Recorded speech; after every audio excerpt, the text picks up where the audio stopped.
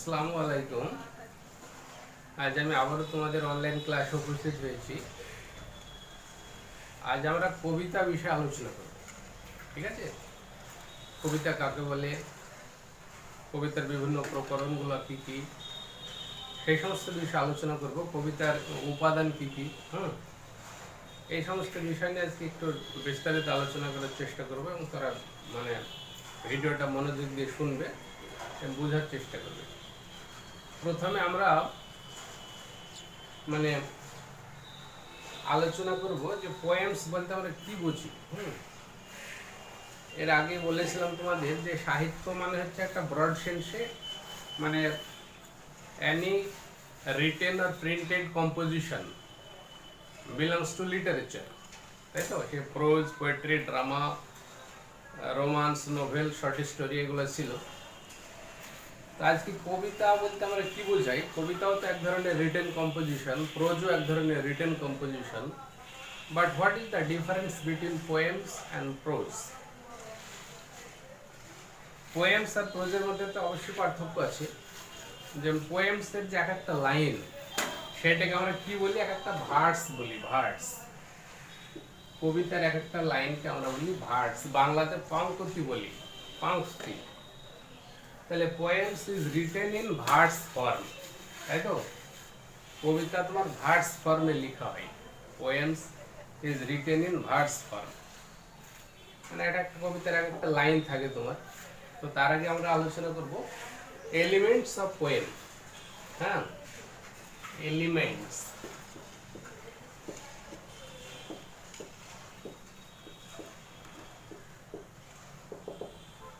কবিতার উপাদান কি কি আছে? কবিতার বেশ কতগুলো উপাদান আছে। এক নম্বর হচ্ছে তোমার রাইম থাকতে হবে, rhyme and rhyme scheme, rhyme and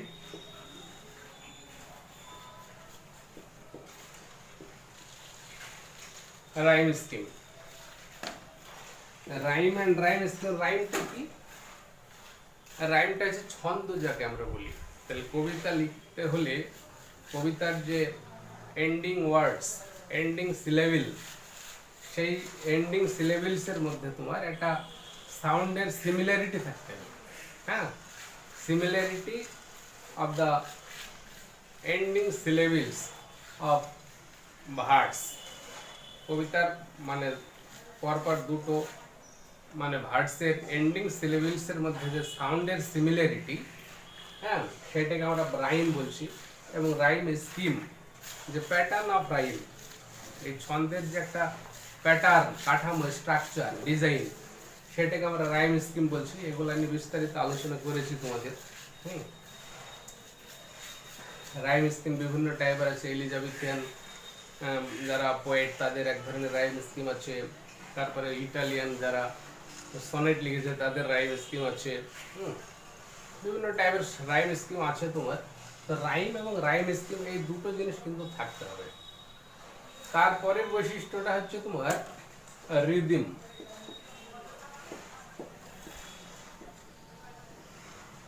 rhythm, rhythm কাকে বলে? রিদিমকে এক কথায় তোমার এটা সিঙ্গেল ওয়ার্ড বা সিঙ্গেল সেন্টেন্স সাথে ব্যাখ্যা করা যাবে না, সংজ্ঞায়িত করা যাবে। এটা একটু অ্যানালাইসিস করতে হবে। Rhythm means wave like rise and fall of her voice, মানে সমুদ্রে বা নদীতে যে মানে মানে জলের যে একটা তরঙ্গায়িত ঢেউ, ওঠানামা, মানে এরকম একটা আমরা প্যাটার্ন দেখতে পাই। Rise and fall, rise and fall, কোনো সময় ঢেউটা, ওয়েভটা মানে উপরে উঠছে, কোনো সময় নেমে যাচ্ছে। এই যে rise and fall of our voice, আমাদের কণ্ঠস্বরের ওঠানামা, সেটাকে আমরা রিদিম বলছি। ঠিক আছে? তাহলে rhythm, rise and fall of our voice, তাহলে এইটা কিন্তু রিদিম কিন্তু থাকতে হবে। মানে কবিতার যে ভার্স বা মেট্রিক্যাল লাইন যেটাকে আমরা বলছি, তার মধ্যে কিন্তু রিদিম থাকতে হবে।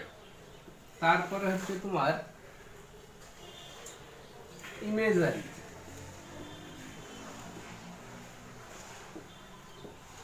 ইমেজ থেকে ইমেজারি, ইমেজারির বাংলাতে আমরা এটা বলি চিত্রকল্প। ঠিক আছে? চিত্রকল্প বা এটাকে ইমেজারি বা ওয়ার্ড পিকচার বলা হয়, ওয়ার্ড পিকচার। এমন ওয়ার্ড বা এমন মানে শব্দ ব্যবহার করা হচ্ছে, সেই শব্দের মাধ্যমে একটা পিকচার চোখের সামনে ভেসে আসছে, একটা ভিজুয়াল অবজেক্ট আমরা মানে আইডিয়া করতে পারছি, উপলব্ধি করতে পারছি, সেটাকে বলছি আমরা ইমেজারি আর ওয়ার্ড পিকচার। ঠিক আছে? তো এইগুলো হচ্ছে তোমার মানে কবিতার এলিমেন্টস, এগুলো উপাদানের মধ্যে পড়ছে তোমার। ঠিক আছে? তাহলে এখানে আর একটা আসছে তোমার মিটার। মিটার বানানটা দুই রকমের লিখি, দুটোই ঠিক। মিটার, এই চারটি হচ্ছে তোমার কবিতার এলিমেন্টস, উপাদান। একটা মিটারটা কি? মিটারটা হচ্ছে তোমার মানে এই শব্দটা গ্রিক শব্দ মেট্রন থেকে এসেছে। মিটার শব্দটা গ্রিক শব্দ মেট্রন, যেটার অর্থ হচ্ছে তোমার মিজার, পরিমাপ করা। মিজার, পরিমাপ করা। তাহলে গ্রিক শব্দ মেট্রন থেকে এই মিটার কথাটা আসছে তোমার। মিটার শব্দটা আসছে গ্রিক শব্দ মেট্রন, যার অর্থ হচ্ছে মিজার। তাহলে কাকে মিজার করা হয়? মিজার মানে এখানে পরিমাপ করা। তাহলে এখানে আমরা এই যে রিদিমস এর কথা বললাম, রিদিমস, কবিতার লাইনে রিদিম থাকতে হবে, মানে rise and fall of our voice or speech, সেটাকে আমরা রিদিম বলছি। তো এই রিদিমকে পরিমাপ করা হবে তোমার মিটারে। ঠিক আছে? Rhythm is measured with metre with the unit of measurement foot. আর একটা শব্দ আছে ফুট তোমার, মানে ফুট এটা হচ্ছে ইউনিট, এককের নাম। এগুলা তোমরা ওই আরো উঁচু ক্লাসে জানতে পারবে। তাহলে এই ফুটকে আমরা মানে আয়াম্বিক ফুট আছে, হ্যাঁ, তার মানে ডাইসিলেবিক ফুট, ট্রাইসিলেবিক ফুট আছে। ফুটকে দুই ভাগে ভাগ করে, একটা ডাইসিলেবিক, দুটো সিলেবেল যুক্ত, আর তিনটি সিলেবেল যুক্ত। দুটো সিলেবেল যুক্ত ওদেরকে আরো ভাগ আছে তোমার, যেমন আয়াম্বিক আছে, ট্রকাইক আছে, হ্যাঁ, তারপরে আছে তোমার স্পন্ডাইক আছে, পাইরিক আছে। তারপরে যেটা ট্রাইসিলেবিক ফুট আছে, ট্রাইসিলেবিক ফুটের হচ্ছে অ্যানাপাইস্টিক আছে, তারপরে তোমার ড্যাকটাইলিক আছে, অ্যাম্ফিব্রাচিক আছে। ঠিক আছে? তো এইগুলা উঁচু ক্লাসে জানবে, এগুলা এখানে বিস্তারিত আলোচনা করছি না। তো এই চারটি জিনিস তোমার থাকতে হবে কবিতা লিখতে গেলে। এই চারটি জিনিস কিন্তু ছাড়া কবিতা হবে না। তাহলে rhyme scheme, rhythm, imagery word picture, আর মিটার থাকবে তোমার। আর এই যে ইমেজারি বা ওয়ার্ড পিকচারের কথা বলছি, এইটা অনেক সময় কি হয়, আরো একটা এর সঙ্গে যদি আমরা এলিমেন্ট যোগ করি, সেটা হচ্ছে তোমার ফিগারেটিভ ল্যাঙ্গুয়েজ। ফিগারেটিভ ল্যাঙ্গুয়েজ, কিছু অলংকার, হ্যাঁ, ফিগারেটিভ ল্যাঙ্গুয়েজ, কিছু অলংকারের ব্যবহার কবিতাতে থাকে তোমার, খুব বেশি বেশি ব্যবহার থাকে। ঠিক আছে? যেমন তোমার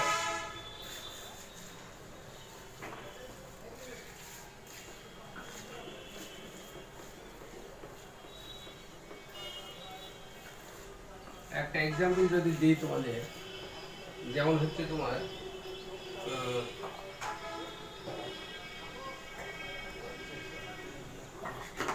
আচ্ছা বললাম যে ইট ওয়াজ এ dark and dim forest. It was a dark and dim forest. এই যে dark and dim, এই শব্দ দুটো কি একটা ভিজুয়াল একটা অবজেক্ট, একটা ভিজুয়াল অবজেক্টকে আমরা বলে রিয়েলাইজ করছি। ডিম আর ডার্ক, অন্ধকার, আর ডিম মানে যে অল্প অন্ধকার, আবসাবস হয়, স্পষ্ট। তাহলে একটা ভিজুয়াল একটা এলিমেন্ট, ভিজুয়াল একটা অবজেক্টকে এখানে মানে সিগনিফাই করছি। তাহলে এই যে ডার্ক অ্যান্ড ডিম, এগুলো হচ্ছে ইমেজারি। ঠিক আছে? ওয়ার্ড পিকচার, ওয়ার্ডের মাধ্যমে কোনো পিকচারকে ডিফাইন করা বা সিগনিফাই করা, সেটাকে আমরা ইমেজারি বলি। তো এই ধরনের ইমেজারি থাকে। আবার অনেক সময় যে ফিগারেটিভ ল্যাঙ্গুয়েজ বললাম, ফিগারেটিভ ল্যাঙ্গুয়েজের মাধ্যমেও তোমার ইমেজারিকে মানে সিগনিফাই করা হয়, বোঝানো হয়। তো ইমেজারির মধ্যে তোমার যেমন সিমিলি আছে, হ্যাঁ, সিমিলি আছে, মেটাফোর, তারপরে তোমার আরো বিভিন্ন টাইপের মানে ফিগারেটিভ ল্যাঙ্গুয়েজ আছে, তোমার আইরনি আছে, সার্কাজিম আছে, ঠিক আছে, তো এক্সাজারেশন আছে, তোমার হাইপারলেজ আছে, এই সমস্ত জিনিসগুলো ব্যবহার করা হয়।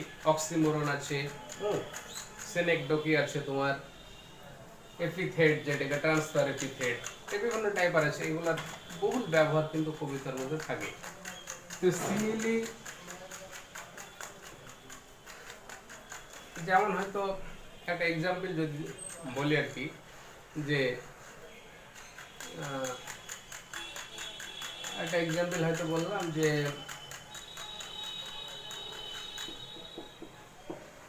হি ইজ এ লায়ন, এই বাক্যটা দেখো, হি is a lion, he is a lion মানে সে একদম সিংহ, মানে সিংহ মানে কি, সিংহের একটা কোয়ালিটির সঙ্গে তারা এখানে কম্পেয়ার করা হচ্ছে, যে he is as ferocious as a lion is, মানে একটা লায়ন যতটা ফিরোসাস হয় বা যতটা রোদ গর্জন করতে পারে, তার সেই ধরনের কোয়ালিটি আছে, তার জন্য হি ইজ এ লায়ন। তাহলে এখানে এটা একটা মেটাফোর, কিন্তু মানে তাকে একটা লায়নের সঙ্গে তার একটা গুণের সঙ্গে কোয়ালিটি সঙ্গে এখানে কম্পেয়ার করা হচ্ছে, এটা কিন্তু মানে মেটাফোর তোমার, ঠিক আছে। বা হয়তো বললাম যে এটা মেটাফোরের এক্সাম্পল, মেটাফোর, এগুলা আলোচনা ডিটেলস আমি করছি না এখানে, এর অন্য যখন ফিগারেটিভ ল্যাঙ্গুয়েজ নিয়ে আলোচনা করবো তখন এই ধরনের বিস্তারিত আলোচনা আসবে তোমার। তাহলে একটা কম্প্যারিজন থাকবে তোমার, তুলনা থাকবে, সেটা মেটাফোর হবে। সিমিলির একটা এক্সাম্পল দিই, সিমিলি উপমা, যেটা উপমা উপমান বাংলা ব্যাকরণে পড়েছে তোমরা। তো সিমিলি হচ্ছে যেমন হয়তো বললাম এটা এক ধরনের কম্প্যারিজনকে বোঝাবে, হয়তো বললাম হি ইজ লাইক এ লায়ন, এই বাক্যটা কিন্তু সিমিলি, ঠিক আছে। সিমিলি হতে গেলে দুটো অবজেক্টের মধ্যে একটা কম্প্যারিজন থাকবে তোমার, সেই কম্প্যারিজনটাকে একটা মানে ক্লিয়ারলি স্টেটেড কম্প্যারিজন, কিছু মানে লিঙ্কার কিছু তোমার এমন কিছু মানে শব্দ ব্যবহার করা হবে, সেই শব্দগুলো এখানে লাইক শব্দটা ব্যবহার করা হয়েছে। এই লাইকের ব্যবহার থেকে আমরা বুঝতে পারছি যে পরিষ্কার তার সঙ্গে লায়নের একটা কম্পেয়ার, তুলনা করা হচ্ছে, ঠিক আছে। কিন্তু এইখানে কিন্তু একটা সরাসরি তুলনাটা কিন্তু হচ্ছে না, হি ইজ এ লায়ন আর he is like a lion, তাহলে এইটা কম্প্যারিজন যতটা ক্লিয়ারলি মানে বোঝা যাচ্ছে, এটা কিন্তু ততটা বোঝা যাচ্ছে না। তো দুটি কম্প্যারিজন যদিও, ঠিক আছে। তো সিমিলির ক্ষেত্রে কম্প্যারিজনটাকে আরো পরিষ্কারভাবে মানে ফুটিয়ে তোলার জন্য অ্যাজ, লাইক, সাচ, এই ধরনের শব্দগুলো তোমার ব্যবহার করা হয়, ঠিক আছে, সিমিলির ক্ষেত্রে। আর মেটাফোরের ক্ষেত্রে এই ধরনের শব্দ থাকে না, একটা মানে ইনটেন্ডেড কম্প্যারিজন, ঠিক আছে, সেটা হচ্ছে তোমার মেটাফোর। এই ধরনের ফিগারেটিভ ল্যাঙ্গুয়েজের যখন ক্লাস করবো তখন এগুলো বিস্তারিত আলোচনা করবো। তো এই হচ্ছে তোমার কবিতার এই যে উপাদানগুলো আমরা বললাম তোমার, তাহলে আশা করছি কবিতা সম্পর্কে ধারণাটা মোটামুটি ক্লিয়ার হচ্ছে। যে কবিতার এবার বৈশিষ্ট্য কি, তাহলে যে কবিতার এর যে ক্যারেক্টারিস্টিক্স অফ পোয়েম, কবিতার বৈশিষ্ট্য কি, এক নম্বর হচ্ছে it is written in metre, it is written in metre, এটা মিটারে লেখা হয়, ঠিক আছে, এটা মিটারে লেখা হয়। তারপরে এর যে কতগুলো এলিমেন্টস থাকে সেই এলিমেন্টসের কথা তো বললাম, it has 5 elements, it has 5 elements, 5 elements আছে, 5টা উপাদান আছে। উপাদানগুলো তো বলা হলো তোমার, আগে উল্লেখ করা হয়েছে, ঠিক আছে, ওগুলা লিখছি না এখানে। তাহলে it has 5 elements. 3 number, it has a verbs, it has versus, versus অনেকগুলি ভার্স আছে, ঠিক আছে। তারপরে কবিতা দেখবা স্ট্যান্জা আছে, কতগুলি স্ট্যান্জাতে লেখা হয়, it has স্ট্যান্জা or stanzas, স্ট্যান্জা or stanzas, অনেকগুলি স্তবক থাকে, হ্যাঁ। স্ট্যান্জা 10 লাইন 5 লাইন 2 লাইন হতে পারে। তারপরে তাহলে স্ট্যান্জা থাকছে, ভার্স থাকছে, 5 এলিমেন্টস থাকছে, এটা রিটেন ইন মিটার, ঠিক আছে। আর একটা বললাম যে it is a metrical composition, it is a verse form বা মেট্রিক্যাল কম্পোজিশন, একই কথা যদিও। মেট্রিক্যাল কম্পোজিশন, মেট্রিক্যাল কম্পোজিশন, হ্যাঁ। এটা মিটারে লেখা, তার জন্য এটাকে মেট্রিক্যাল কম্পোজিশন বলছি, মানে যে রাইম থাকবে, রাইম স্কিম থাকতে হবে, ঠিক আছে। তারপরে হচ্ছে তোমার, এবার দেখো এখানে এই যে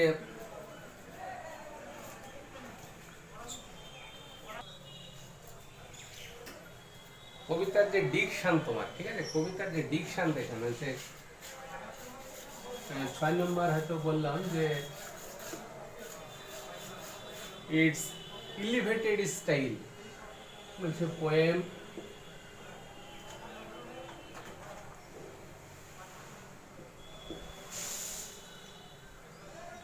is written in elevated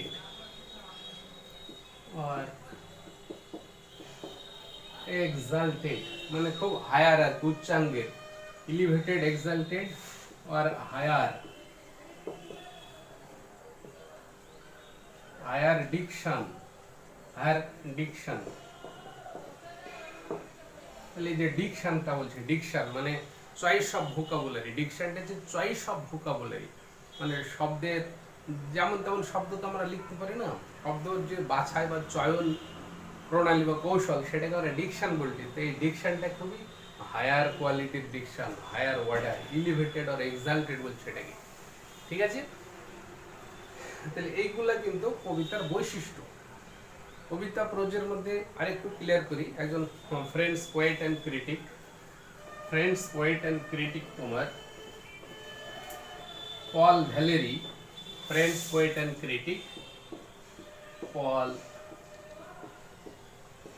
Valerie, ইনি কি বলেছেন যে according to French poet and critic Paul Valery, prose is like a walking and poems or poetry is like dancing, ঠিক আছে। তিনি বলছেন যে প্রোজ আর পোয়েট্রির মধ্যে পার্থক্য, হ্যাঁ, প্রোজ আর পোয়েট্রির পার্থক্য দেখা দিকে তিনি বলেছেন যে pros may be compared two walking and poetry may be compared two dancing. তাহলে হাঁটার সঙ্গে তুলনা করছে প্রোজকে, গদ্যকে, আর ড্যান্সিং এর সঙ্গে তুলনা করছে পোয়েট্রিকে। কীরকম, যেমন আমরা কি করি, we walk with a particular purpose, একটা নির্দিষ্ট উদ্দেশ্য নিয়ে কিন্তু আমরা হাঁটাহাঁটি করি। We walk from one place to another for a specific purpose, একটা নির্দিষ্ট উদ্দেশ্য থাকবে আমাদের, এমনি এমনি তো আমরা হাঁটি না। When we walk in the exercise in the morning, আর when we walk for exercise, যখন এক্সারসাইজের জন্য আমরা হাঁটি, we walk for the improvement of our health, বলছে স্বাস্থ্যের উন্নতির জন্য আমরা হেঁটে থাকি, মর্নিং ওয়াক করে থাকি। তাহলে এখানে একটা পার্টিকুলার উদ্দেশ্য আছে। তো প্রোজের ক্ষেত্রে বলছে একটা উদ্দেশ্য আছে, প্রোজ এমনি এমনি লেখা হয় না, প্রোজের উদ্দেশ্য আছে। তো মানে prose writer, what the prose writer wants to say is the subject or content. প্রোজের যে লেখক তিনি যেটা বলতে চাইছেন সেটা হচ্ছে ওনার কন্টেন্ট বা সাবজেক্ট, ঠিক আছে। আর তিনি সেই কন্টেন্টটাকে বা সাবজেক্টটাকে যেভাবে উপস্থাপন করতে চাইছেন সেটাকে বলছে ম্যানার, মিডিয়াম আর স্টাইল, ঠিক আছে। তাহলে প্রোজ উপস্থাপন করার যে পদ্ধতি, প্রসেস বা কৌশল বা টেকনিক, সেটাকে ম্যানার বলছি বা মিডিয়াম বলছি অথবা স্টাইল বলছি। তাই এই স্টাইলের একটা গুরুত্বপূর্ণ বিষয় আছে তোমার, প্রোজের ক্লাসে আলোচনা করেছি এগুলো তোমার। তো এখানে কবিতায় যে ড্যান্সিং এর কথা বলছে, যে poetry may be compared two dancing, যেমন কীরকম ড্যান্সিং এর সঙ্গে তুলনা করছি, when we go to A dance party, যখন আমরা কোনো ড্যান্স পার্টিতে যাই আমরা কিসের জন্য যাই? Why do we generally go to A dance party? আমরা ড্যান্স পার্টিতে কিসের জন্য যাই? অবশ্যই আমরা মানে সেখান থেকে কোনো তথ্য সংগ্রহ করার জন্য যাই না, তাই তো? Of course we don't go to a dance party to seek any information or collect any information or message. কোনো বার্তা কোনো তথ্য কালেক্ট করার জন্য আমরা ড্যান্স পার্টিতে যাই না। তাহলে হোয়াই, কেন আমরা যাই? তাহলে we go to A dance party to enjoy it, এটাকে উপভোগ করার জন্য, টু সিক অ্যাস্থেটিক প্লেজার, এটা নান্দনিক আনন্দ, একটা অ্যাস্থেটিক প্লেজার, অ্যাস্থেটিক ডিলাইট, এগুলিকে উপভোগ করার জন্য আমরা ড্যান্স পার্টিতে যাই। তাহলে এখানে ড্যান্সে যাওয়ার সময় আমরা কি করছি, যে ড্যান্স হচ্ছে কি মানে when the body language, body movement, gestures, postures become the medium of expression, it is called dance. যখন মানে অঙ্গভঙ্গি, হ্যাঁ, বিভিন্ন শরীরের অঙ্গভঙ্গি, জেস্টার্স, পশ্চার এগুলি প্রকাশ মাধ্যম হয়, তখনই তো সেটাকে আমরা ড্যান্স বলে থাকি। তাহলে ড্যান্স করতে গেলে যে প্রতিটা জেস্টার্স, প্রতিটা পশ্চার্স বা বডি মুভমেন্ট, এটা কিন্তু প্রতিটা কিন্তু ইম্পর্ট্যান্ট, ঠিক আছে? Every gestures, postures or body movement is equally important for the overall effect of a dance. একটা ড্যান্সের টোটাল ইফেক্ট বা পারফরম্যান্স বা ডেভেলপমেন্টের জন্য প্রতিটা অঙ্গভঙ্গি কিন্তু অত্যন্ত গুরুত্বপূর্ণ, ঠিক আছে?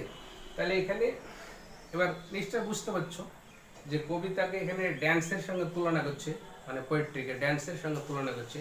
তাহলে কবিতা লেখার উদ্দেশ্য তো অবশ্যই আছে, এর মাধ্যমে অনেক কিছু মোরাল লেসন থাকে, অনেক কিছু শিক্ষণীয় বিষয় থাকে। তো এখানে আশা করি আবার মোটামুটি কবিতা এবং প্রজের মধ্যে ধারণাটা কিছুটা হলে ক্লিয়ার হয়েছে, ঠিক আছে? এবার দেখো বিভিন্ন আমাদের মানে কবি সাহিত্যিকরা মানে কবিতার বিভিন্ন রকমের সংজ্ঞা দিয়েছেন, সেই সংজ্ঞাগুলো একটু আলোচনা করি, ঠিক আছে? বিভিন্ন টাইপের সংজ্ঞা, তারা বিভিন্ন রকম সংজ্ঞা দিয়েছেন, এক একজন এক এক রকম। এবার আমরা দেখি উইলিয়াম ওয়ার্ডসওয়ার্থ কি বলেছে। উইলিয়াম ওয়ার্ডসওয়ার্থ কবিতার সংজ্ঞাতে কি বলেছে তোমার? উইলিয়াম ওয়ার্ডসওয়ার্থ বলছে, অ্যাকর্ডিং টু উইলিয়াম ওয়ার্ডসওয়ার্থ, যে মানে পোয়েট্রি স্পন্টানিয়াস ওভারফ্লো। এই ডেফিনিশনটা একটু দেখি। Poetry is the spontaneous overflow. Poetry is the spontaneous overflow of powerful feelings,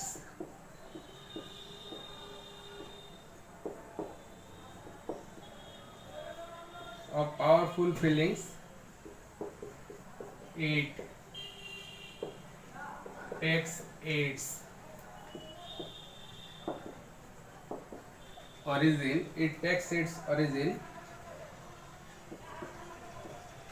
from the emotion recollected in tranquility.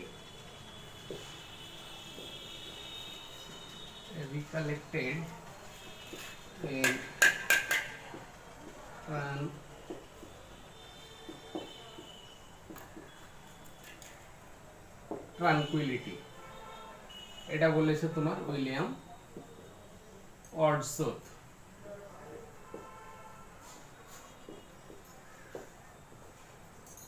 ওয়ার্ডসওয়ার্থের definition এটা, যে poetry is the spontaneous overflow. কবিতা হচ্ছে একটা স্বতঃস্ফূর্ত ওভারফ্লো। ওভারফ্লো নিশ্চয় বুঝতে পারছি। তাহলে পোয়েট্রি একটা স্পন্টেনিয়াস স্বতঃস্ফূর্ত আপনা আপনি বেরিয়ে আসছে ওভারফ্লো অফ পাওয়ারফুল ফিলিং, শক্তিশালী অনুভূতির। ইট টেক্স ইট অরিজিন, এর উৎপত্তিটা কোথায় থাকে? এর উৎপত্তিটা হয়ে থাকে it takes its origin from the emotion recollected in tranquillity, শান্তিতে সরিত। ট্রানকুইলিটি, রিকালেক্টেড মানে স্মরণ করা, সরিত, ট্রানকুইলিটি মানে শান্তিতে সরিত আবেগ। শান্তিতে সরিত আবেগ থেকে এর উৎপত্তিটা হয়। এর আরো অনেক ব্যাখ্যা আছে ওয়ার্ডসওয়ার্থের, মানে কবিতা নিয়ে যখন আলোচনা করা হবে, হ্যাঁ, তখন এগুলো আরো বিস্তারিত বোঝা যাবে। তারপরে আরেকজন, এটা উইলিয়াম ওয়ার্ডসওয়ার্থ দিয়েছে তোমার,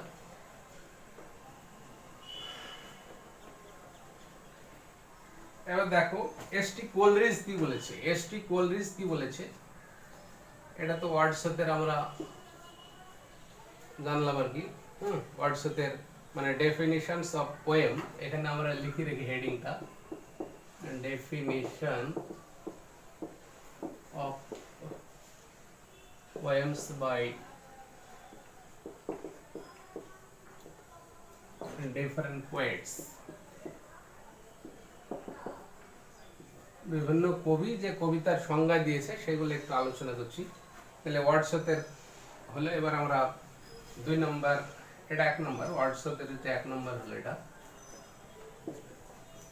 এর 2 নম্বর দেখো,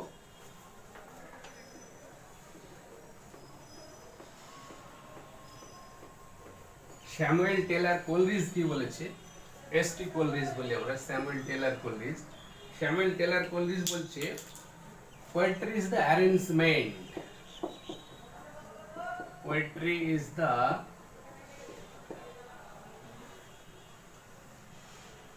arrangement, poetry is the arrangement of best words,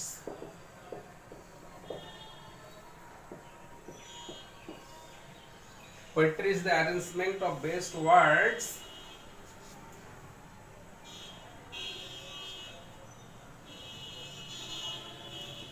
the main objective of poetry is to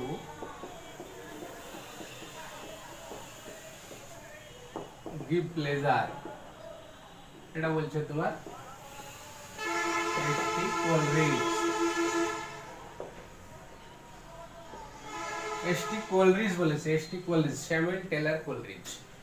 তাহলে poetry is the arrangement of best words, সবচেয়ে উৎকৃষ্ট ভালো ভালো শব্দের একটা অ্যারেঞ্জমেন্ট, বিন্যাস। The main objective of poetry is to give pleasure, এবং পোয়েট্রির যে মানে প্রধান যে উদ্দেশ্য সেটা হচ্ছে আনন্দ প্রদান করা। ঠিক আছে, এটা তিনি বলেছেন। এবার পিবি শেলি কি বলেছে দেখো,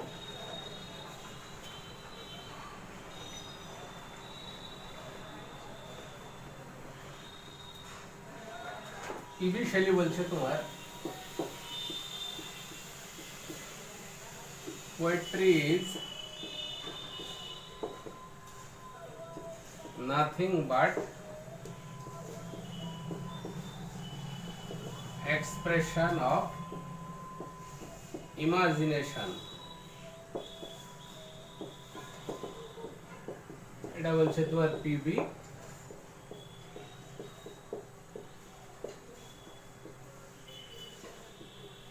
পিবি শেলি বলছে যে poetry is nothing but expression of imagination, বলছে কবিতা কিছুই না, এটা হচ্ছে কল্পনার প্রকাশ, কল্পনা প্রসৃত ছাড়া কবিতা কিছুই না, কল্পনা থেকে কবিতার সৃষ্টি হয়। তাই তিনি বলছেন যে poetry is nothing but expression of imagination. এবার কিটস কি বলেছে দেখো, John Keats,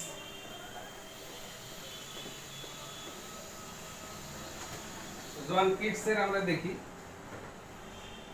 if poetry comes not, 4 number, if poetry comes not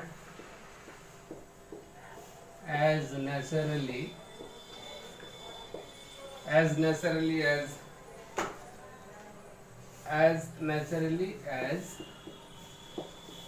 the leaves to a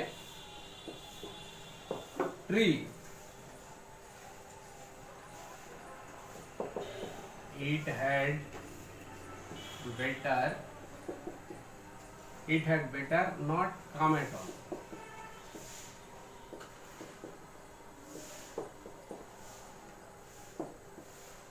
এটা তোমার কিটসের কথা। তাহলে তিনি কি বলছেন যে if poetry comes not as naturally as the leaves to a tree, মানে একটা গাছের পাতা যেভাবে স্বাভাবিকভাবে বেরিয়ে মানে গজায়, বা একটা গাছের পাতা যেভাবে তোমার ন্যাচারালি মানে কি মানে কামস মানে বেরিয়ে আসে, মানে কাতা গজায় আর কি, ঠিক সেইভাবে মানে কবিতা বলছে মন থেকে বেরিয়ে আসে। তা আর যদি না আসে তাহলে it had better not come at all, তাহলে এটা বরং না আসাই ভালো। তাহলে গাছের পাতা গজানো বা গাছের পাতা যে স্বাভাবিকভাবে গাছে থেকে মানে তৈরি হয়, বড় হয়, বিকশিত হয়, সেরকম ভাবে বলছে যে কবির মানে কবিতা কবির মন থেকে বেরিয়ে আসে। এটা কিডসের কথা, ঠিক আছে।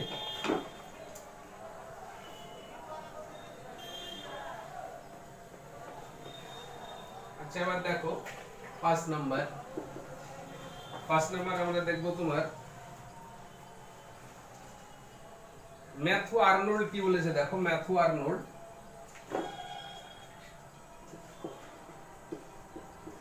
Poetry is the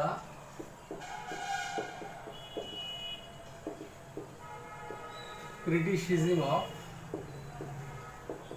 life. কবিতা হচ্ছে একটা ক্রিটিসিজম অফ লাইফ, জীবনের সমালোচনা, ঠিক আছে। এর আগে মানে বলা হয়েছিল যে লিটারেচার মানে মানুষ যা কিছু দেখে, যা কিছু অনুভব করে, যা কিছু ভাবনা চিন্তা করে, যা কিছু অভিজ্ঞতা অর্জন করে, সেগুলিরই একটা বহিঃপ্রকাশ হচ্ছে সাহিত্য। এখানে তিনি বলছেন যে poetry is the criticism of life, Matthew আর্নল্ডের কথা এটা।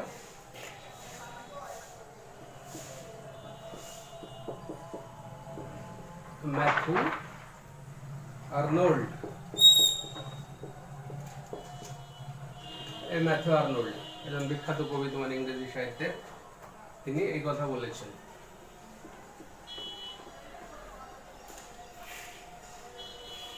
এবার দেখো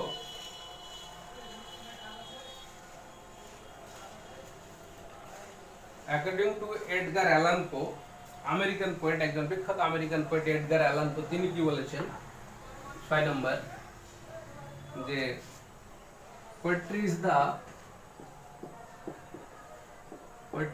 the rhythmic creation of beauty.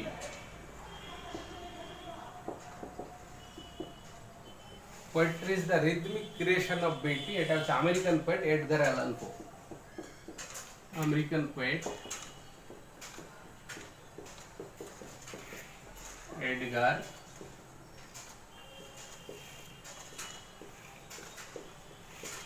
Alan পো, এডগার অ্যালান, আমেরিকান পোয়েট।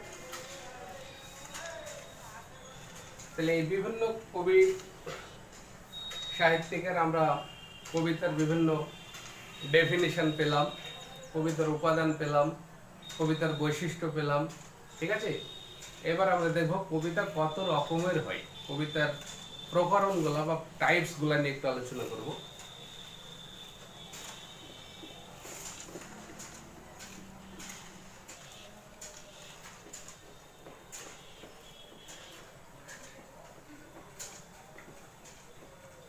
যেমন এখানে লিটারারি জেস অফ পোয়েট্রি, এই যে জের শব্দটা GENRES প্লুরাল, জের মানে হচ্ছে প্রকরণ, শ্রেণীবিন্যাস, কাইন্ডস, ক্লাসিফিকেশন, টাইপস, ভ্যারাইটিস, জের। তাহলে লিটারারি জেরস অফ পোয়েট্রি, কবিতার যে মানে কাব্যিক প্রকরণ, কত রকমের কবিতা হয় সেইগুলা নিয়ে আমরা একটু আলোচনা করব। তো দেখো এখানে প্রথমে আমরা কবিতাকে 2 ভাগে ভাগ করছি, ঠিক আছে। পোয়েমসকে আমরা 2 ভাগে ভাগ করছি। একটা subjective poem, subjective or lyrical poem,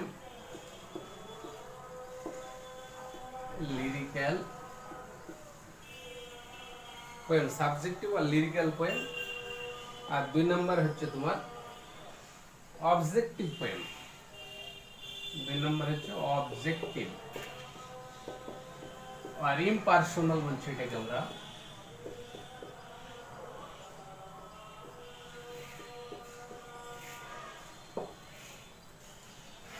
তাহলে এখানে subjective lyrical poems, objective, impersonal poems বলছি। এইটাকে বলা হয় তোমার তন্ময় কবিতা, ঠিক আছে, মনময় কবিতা। এটাকে মনময় কবিতা বা লিরিক্যাল পোয়েম, গীতি কবিতা আমরা বলি, ঠিক আছে। তাহলে মনময় কবিতা, বাংলাতে মনময় কবিতা বলি, সাবজেক্টিভ বা লিরিক্যাল পোয়েমস। আর এটা হচ্ছে বস্তুনিষ্ঠ কবিতা, অবজেক্টিভ আর ইম্পার্সোনাল পোয়েম, যেটা বস্তুনিষ্ঠ কবিতা। তাহলে এখানে দেখো, এই সাবজেক্টিভ পোয়েম বলতে আমরা কি বুঝি? এই সাবজেক্টিভ পোয়েমস এর কতগুলো ভাগ আছে তোমার, হ্যাঁ, সাবজেক্টিভ পোয়েমস এর কতগুলো ভাগ আছে। যেমন 1 নাম্বার আছে তোমার ওড আছে, 2 নাম্বার আছে তোমার ব্যালাড, 3 নাম্বার আছে তোমার ইলিজি, 4 নাম্বার আছে তোমার সনেট, আর 5 নাম্বার আছে প্যাস্টোরাল পোয়েম। এই 5টা আছে তোমার সাবজেক্টিভ বা লিরিক্যাল পোয়েমস এর মধ্যে, এই 5খানা আছে। মূলত এই 5টাকে আমরা ভাগ করি। ওড হচ্ছে স্তোত্রমূলক কবিতা বা প্রার্থনামূলক কবিতা, এটা হচ্ছে ওড, স্তোত্রমূলক বা প্রার্থনামূলক কবিতা। যেমন জন কিটসের আছে, পিবি শেলির আছে ওড টু দ্য নাইটিঙ্গেল আছে, ওড টু অটাম আছে, ওড টু স্কাইলার্ক আছে, উঁচু ক্লাসে পড়বে। তাহলে ওড হচ্ছে প্রার্থনামূলক কবিতা, কোনো ইনঅ্যানিমেট অবজেক্ট বা কোনো অ্যাবসেন্ট কোনো মানে কোয়ালিটি, অ্যাবসেন্ট কোনো মানে মানে সত্তা, তাকে যখন অ্যাড্রেস করে কোনো কিছু কবিতা লিখা হয় তখন সেগুলোকে আমরা ওড বলে থাকি। ব্যালাড হচ্ছে গাথা কবিতা, ঠিক আছে, মানে গীতের আকারে এই কবিতাগুলো গাওয়া হয়। এটা বাদ্যযন্ত্রের ব্যবহার সেখানে করা হতে পারে, বা অনেক সময় এগুলো বিভিন্ন উপলক্ষে, হ্যাঁ, যেমন on the occasions of marriage, ঠিক আছে, বিয়ে উপলক্ষে বা এই ধরনের ব্যালাড গাথা হয়, মানে গাওয়া হয়।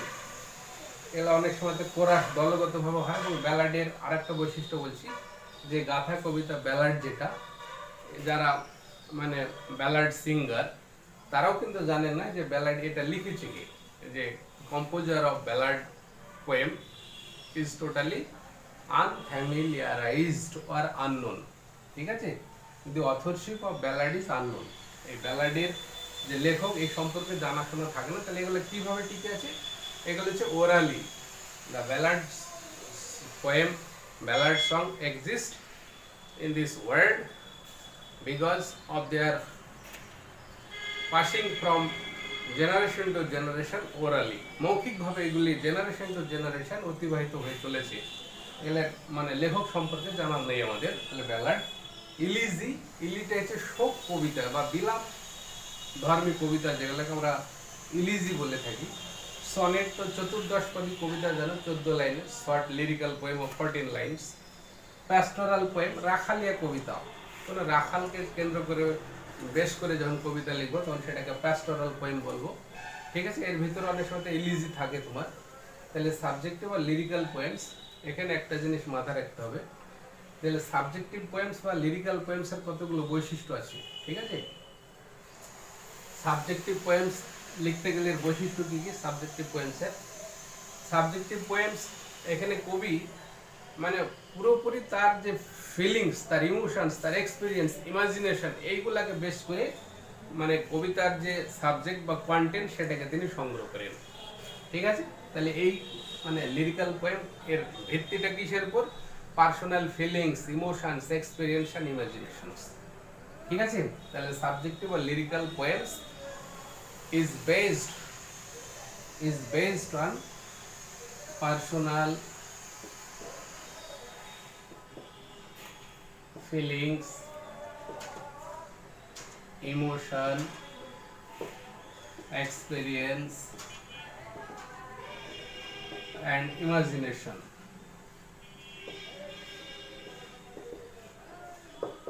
এইগুলা কিন্তু থাকবে, তার জন্য এটা হচ্ছে সাবজেক্টিভ বা লিরিক্যাল পোয়েম, মানে মনময় কবিতা, মানে কবিতার কল্পনা প্রস্তুত, মন থেকে তার আবেগ, তার অনুভূতি, তার অভিজ্ঞতা, কল্পনা, এইগুলোকে কাজে লেগে তিনি কবিতার কন্টেন্ট বা সাবজেক্টকে সংগ্রহ করেন। ঠিক আছে, সেই জন্য বলা হয় যে মানে মন্ময় কবিতার কবি তার কবিতার ম্যাটেরিয়াল এলিমেন্ট সংগ্রহ করার জন্য কল্পনার অদৃশ্য ডানায় ভর দিয়ে মনের সমুদ্রে তিনি ডুব দেন, ডুব দিয়ে সেখান থেকে তার কবিতার ম্যাটেরিয়াল কুড়িয়ে আনেন, এরকম বলা হয়। তাহলে এখানে personal feelings, emotions, experience and imagination এইটা কিন্তু মানে ভাইটাল এই লিরিক্যাল আর সাবজেক্টিভ পোয়েমসের ক্ষেত্রে। আমার অবজেক্টিভ পোয়েমস আসছে, লিরিক্যাল পোয়েমসের আরো কতগুলো ভাগ আছে তোমার।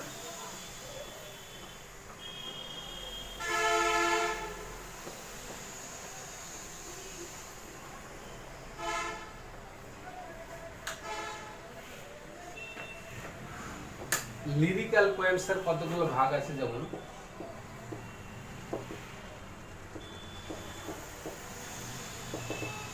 লিরিক্যাল পোয়েমস গীতিমূলক কবিতা কি, এখানে আগেই তো বললাম যে সিঙ্গেল স্পিকার কর্তা কবি নিজে আর কি, the poet himself is the speaker in lyrical poems.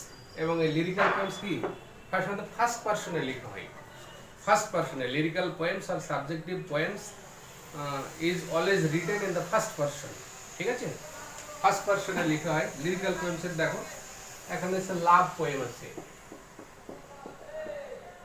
প্রেমের কবিতা। 2 নম্বর আছে তোমার প্যাট্রিয়টিক পোয়েম, প্যাট্রিয়টিক দেশপ্রেমমূলক কবিতা, প্যাট্রিয়টিক পোয়েম। তারপর আছে তোমার নেচার পোয়েম আছে, কবিতা প্রকৃতি বিষয়ক কবিতা আর কি, নেচার পোয়েম। তারপরে আছে তার ডিভোশনাল পোয়েম,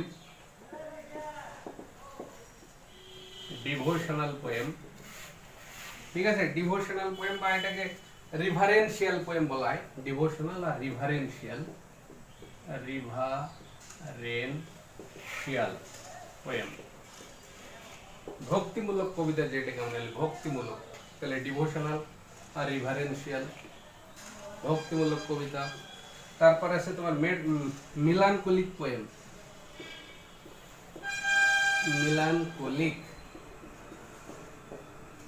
দুঃখের কবিতা, বিষাদের কবিতা, বিষাদময় কবিতা, মিলানকোলিক্যাল পোয়েম বা মিলানকোলিক। তারপর আছে মেটাফিজিক্যাল পোয়েম,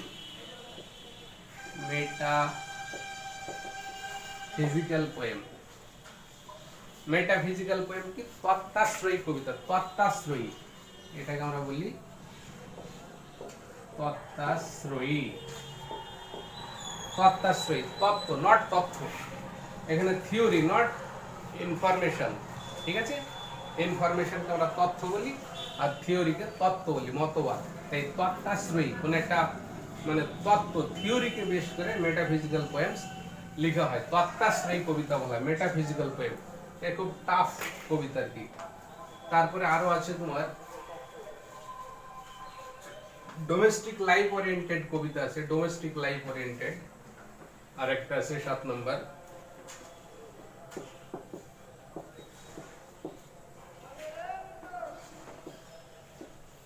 ডোমেস্টিক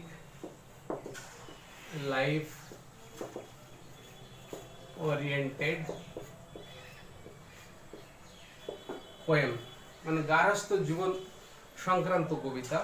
তাহলে এইগুলো আমরা তোমার লিরিক্যাল পোয়েমস এর মধ্যে পাচ্ছি। ঠিক আছে, এই লিরিক্যাল পোয়েমস এর মধ্যে 7 রকমের পড়ে। এবার আমরা আসবো তোমার অবজেক্টিভ পোয়েমস নিয়ে আলোচনা করব।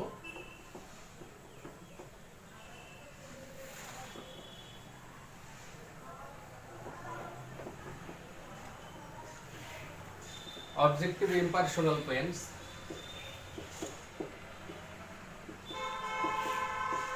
objective or impersonal poems বলছে এটাকে। এটা হচ্ছে বস্তুনিষ্ঠ কবিতা। ঠিক আছে, বস্তুনিষ্ঠ কবিতা, এগুলো মানে অবজেক্টিভ পোয়েমস বলছি। তাহলে এখানে দেখো অবজেক্টিভ পোয়েমস আমরা বললাম, মানে সাবজেক্টিভ পোয়েমস এর ক্ষেত্রে বলেছিলাম যে কবিতার মানে ব্যক্তি সত্তা, যেটা নিজস্ব ব্যক্তি সত্তার কতগুলো উপাদান, মানে personal feelings, emotions, experience, imagination, এগুলিকে সে বেশ করছে, এগুলিকে সে সংগ্রহ করছে কোথায়? তার মন থেকে। হ্যাঁ, মনের মানে সলিল সলিল বা সমুদ্র থেকে এগুলোকে কালেক্ট করছে। তো এইগুলো এই এই মানে সাবজেক্টিভ আর লিরিক্যাল পোয়েমস লেখার ক্ষেত্রে কবি সবসময় দেখি ইনওয়ার্ড, কবি হচ্ছে ইনওয়ার্ড থাকে, মানে ইন্ট্রোভার্ট বা ইনওয়ার্ড, অন্তর্মুখী থাকে, ঠিক আছে। কিন্তু এই সাবজেক্ট অবজেক্টিভ বা ইম্পার্সোনাল পোয়েমস লেখার সময় কি করে, কবিতার যে personal feelings, emotions, experience, imagination, এইগুলিকে ক্রস করে, অতিক্রম করে সে outer events, outer elements, outer world, বাইরের জগতে সে পাড়ি দেয় তার কাব্যের কন্টেন্ট, সাবজেক্ট কালেক্ট করার জন্য, ঠিক আছে। তখন সেগুলোকে আমরা ইম্পার্সোনাল বা সাবজেক্ট অবজেক্টিভ পোয়েম বলে থাকি, বস্তুনিষ্ঠ। এখানে বাইরের বস্তু, বাইরের জগৎ, বাইরের হ্যাপেনিংস, ইনসিডেন্ট, এইগুলি থেকে সে তিনি মানে তার কন্টেন্ট, বিষয়বস্তু বা সাবজেক্ট ম্যাটার, সেটাকে তিনি কালেক্ট করবেন। তাহলে এই ক্ষেত্রে কি হচ্ছে, অবজেক্টিভ পোয়েমসের ক্ষেত্রে the poet is outward, outward, তিনি হচ্ছে বহির্মুখী, ঠিক আছে, আউটওয়ার্ড। আর সাবজেক্টিভ পোয়েমসের ক্ষেত্রে কবি হচ্ছে ইনওয়ার্ড, অন্তর্মুখী। তাহলে এবার আমরা দেখি এই অবজেক্টিভ বা ইম্পার্সোনাল পোয়েমসের মধ্যে কি ধরনের কবিতা আছে। এক নম্বর হচ্ছে তোমার, এক নম্বর দেখো এপিক আছে। এপিক, এপিক হচ্ছে মহাকাব্য, ঠিক আছে। এটা এমন এক ধরনের লিটারারি কম্পোজিশন, যে লিটারারি কম্পোজিশন সমগ্র একটা জাতির কথা উল্লেখ থাকে, সমগ্র একটা জাতির কথা বা কাহিনী লিপিবদ্ধ করা থাকে, সেটাকে আমরা এপিক বলে থাকি। এবং এপিকে তোমার মানে একের অধিক হিরো হিরোইন থাকে, ঠিক আছে, একের অধিক হিরো বা হিরোইন থাকবে, পুরো একটা জাতির মানে কাহিনী মানে বর্ণনা করবে, সেটাকে আমরা এপিক বলে থাকবো। আর এপিক আছে। এবার তারপরে আছে তোমার অ্যালিগরি আছে। অ্যালিগরি মানে রূপক, অ্যালিগরিক্যাল পোয়েম, রূপক ধর্মী কবিতা। এই রূপক ধর্মী কবিতার দুটো অর্থ থাকে, একটা থাকে তোমার বাহ্যিক অর্থ বা ওপেনিং মিনিং, আউটার মিনিং, আর একটা থাকে তোমার ইনার মিনিং থাকে, ঠিক আছে। একটা ইনার মিনিং বা ডিপার মিনিং, দুই রকমের অর্থ থাকে, একটার মাধ্যমে আর একটাকে বোঝানো হয়, সেটাকে আমরা বলছি অ্যালিগরিক্যাল পোয়েম। অ্যালিগরি রূপক ধর্মী কবিতা। রবীন্দ্রনাথের গীতাঞ্জলি নাম্বার 50, যেটা গীতাঞ্জলি 103 খানা কবিতা আছে, তার 50 নম্বর কবিতা গীতাঞ্জলি নাম্বার 50, ওই কবিতাটা আছে অ্যালিগরিক্যাল পোয়েম, ঠিক আছে। তারপরে তুমি দেখো স্যাটায়ার আছে। স্যাটায়ার মানে ব্যঙ্গ কবিতা, যেটা স্যাটারিক্যাল পোয়েম, ঠিক আছে, স্যাটারিক্যাল পোয়েম, ব্যঙ্গ কবিতা, ব্যঙ্গ করে কবিতা লেখা হয় যখন, তাকে স্যাটারিক্যাল পোয়েম বলি। তারপরে আছে তোমার ভার্স এপিসিল আছে, লিপি কবিতা। যখন কবিতাকে আমরা একটা পত্রের মাধ্যমে চিঠির আকারে যখন লিখবো, তখন সেটাকে ভার্স এপিসিল বলা হয়। আর.এন. ট্যাগরের ভার্স এপিসিল আছে তোমার। তারপরে তোমার মধুসূদন দত্তের বীরাঙ্গনা আছে ভার্স এপিসিল। তারপরে তোমার দেখো আছে ড্রামাটিক মনোলগ, ড্রামাটিক মনোলগ, এটা এক ধরনের অবজেক্টিভ পোয়েম। ড্রামাটিক মনোলগ এমন এক ধরনের কবিতা, যে কবিতায় কবি একটা লাইফের একটা ক্রিটিক্যাল সিচুয়েশনে, একটা সন্ধিক্ষণে, একটা ক্রিটিক্যাল পরিস্থিতিতে তার যে পার্সোনাল ফিলিং, মানে তার ক্রিটিক্যাল পরিস্থিতিতে মানে একা সে মানে কথা বলবে, একাতে বক্তব্য পেশ করবে, আর বাদ বাকি সব নীরব শ্রোতা থাকবে। এটাকে মেটাফিজিক্যাল কবিতা বলা হয়। মেটাফিজিক্যাল মানে এই ড্রামাটিক মনোলগ, এই ড্রামাটিক মনোলগ কবিতা তোমার ইংরেজি সাহিত্যে এর প্রবর্তনের বা এর মাস্টার হচ্ছে তোমার রবার্ট ব্রাউনিং। রবার্ট ব্রাউনিং বিখ্যাত কবিতা তোমার। তারপরে দেখো তোমার মেট্রিক্যাল রোমান্স আছে। মেট্রিক্যাল রোমান্স, রোমান্স কাকে বলে? রোমান্স হচ্ছে এক ধরনের অবাস্তব প্রেমের কল্প কাহিনী, অবাস্তব প্রেমের কাল্পনিক কাহিনী যা বাস্তবে ঘটেনি, কোনোদিন ঘটবেও না, এই ধরনের ঘটনাকে রোমান্স বলা হয়।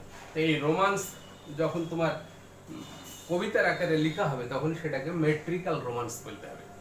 ঠিক আছে, মেট্রিক্যাল রোমান্স। আরো এক ধরনের আছে তোমার 6 নম্বর, সেটা হচ্ছে ডিডাকটিভ পোয়েমস আছে। ডিডাকটিভ পোয়েম বা ইন্সপাইরেশনাল পোয়েম, ডিডাকটিভ or inspirational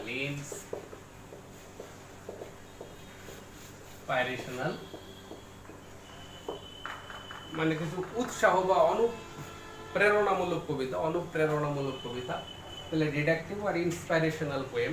তাহলে এইভাবে আমরা অবজেক্টিভ পোয়েমসকে ক্লাসিফাই করলাম। এর আমরা 7টা পেলাম। তাহলে অবজেক্টিভ পোয়েমসের 7টা আমরা টাইপস পেলাম।